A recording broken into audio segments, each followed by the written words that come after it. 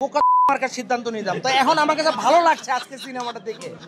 Thank you. এই সরকার আসার পরে সমস্যা নিয়ে কথা বলতে যে আমি কয়েকটা ফাপড় খাইছি, এই কারণে ওগুলো নিয়ে আর কথা বলি না। শাকিব খানের সাথে কম্পিটিশন দেওয়ার মতো কোনো মা কালাল বর্তমানে বাংলাদেশে নাই। ফিউচারে যদি আসে সেটা আলাদা ব্যাপার, এই মুহূর্তে নাই। কোনো ছবি যদি 1 মাস চলে 2 মাস চলে তাহলে আপনাকে বুঝতে হবে যে এই ছবির ভিতরে মাল মশলা আছে। ছাদে মাল নাই, সব মিলে আমার তো কাকা কাকাই গো, কাকা কয় আঙ্কেল কয়। ছবির একটা টাইমে মোশাররফ ভাই আইসা পুরা লাড়াচাড়া দিয়ে দিল আর কি। মানে থাকে না যে একটু গল্প একটু ঝিমায় গেছে, মোশাররফ ভাই আইসা একদম পুরা সবার আবার জাগায় দিছে।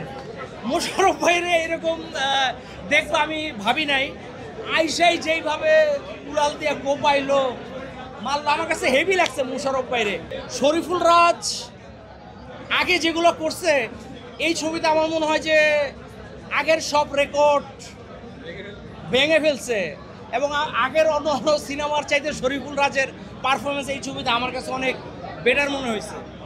আর ফারিনরে তো বিভিন্ন সময় আমরা যেরকম দেখছি, কিন্তু এই ছবিতে মানে যেটারে পুরো উড়াই দিছে আর কি। ফারিনের নতুন করে ফারিনের ফ্যান হয়ে গেলাম আমি, অনেক ভালো লাগছে তারা দেখতে। আর কি বলবো, মিশা ভাই তো অসাধারণ। এবং এই ছবিতে মিশা ভাইয়ের সবচেয়ে মজা লাগছে যে এই ব্যাপারটা, সেটা হলো মিশা ভাইয়ের চিল্লাচিল্লি নাই, সফট ডায়লগ ডেলিভারি দিছে, এবং সেটাই অনেক জোশ লাগছে। কাজ করি কথা কম বলি আর কি। আমার যেটা মনে হয় যে সবাই হলে এসে সিনেমা দেখবেন, আর আমি সবসময় চেয়েছি সিনেমার সাথে কাজ করতে। এবং আমি প্রডিউসারদেরকে বলতে চাই, বাংলাদেশে যত প্রযোজকরা আছেন আরও বেশি সিনেমা বানান, যাতে আমরা আরও বেশি কাজ করতে পারি এবং হলের মানুষজন এসে যাতে একটা সুন্দর এক্সপিরিয়েন্স পায়।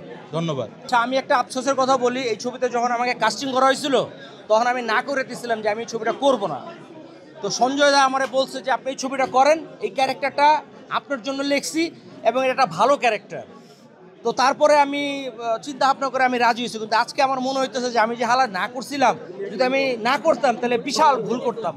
আজকে সিনেমা দেখার পরে আমার মনে হয়েছে যদি না করার সিদ্ধান্ত নিলাম তাহলে আমি একটা বোকা সিদ্ধান্ত নিলাম। তো এখন আমার কাছে ভালো লাগছে আজকে সিনেমাটা দেখে।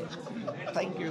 কোনো ছবি যদি 1 মাস চলে 2 মাস চলে তাহলে আপনাকে বুঝতে হবে যে এই ছবির ভিতরে মাল মশলা আছে। কারণ মাল মশলা কিংবা ছবির যদি কোয়ালিটি না থাকে তাহলে কোনো ছবি 1 মাস সিনেপ্লেক্সে রাখবেও না।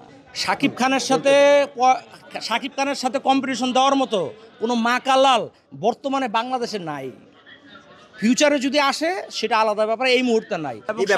নেক্সট সিনেমা যখন আসবে তখন এই তাণ্ডবের চেয়ে আরও বেটার হবে, এবং তারপর একটা আরও বেটার হবে। কারণ 25 বছরের মাল আপনাকে বুঝতে হবে। হ্যাঁ, পুইরা একদম খাঁটি সোনা হয়েছে, কদিন পরে ডায়মন্ড হবে। তাছাড়া আমার যে সাইজ আর এই দাড়ি মাড়ি মিলে ছাদে মাল নাই, সব মিলে আমার তো কাকা কাকাই গো, কাকা কয় আঙ্কেল কয়। আমি তো ম্যাক্সিমাম হলো দেশের দুর্নীতি তারপরে বিভিন্ন সমস্যা নিয়ে কথা বলি। তো এই সরকার আসার পরে সমস্যা নিয়ে কথা বলতে যে আমি কয়েকটা ফাপড় খাইছি, এই কারণে ওগুলো নিয়ে আর কথা বলি না। অফার দেওয়া হয়েছিল, বলো যে আপনার যে ছাদে মাল নাই, আপনার ছাদে আমরা মাল দিতে চাই, এবং আমাকে টাকাও দিতে চাইছে। আমাকে বলছে ছাদে আপনাকে মালও দিব, আবার টাকাও দিব। আমি বললাম ভাই আমার দরকার নাই, এই মাল নাই দেখে আমি একটু কইরা একটা খাইতেছি।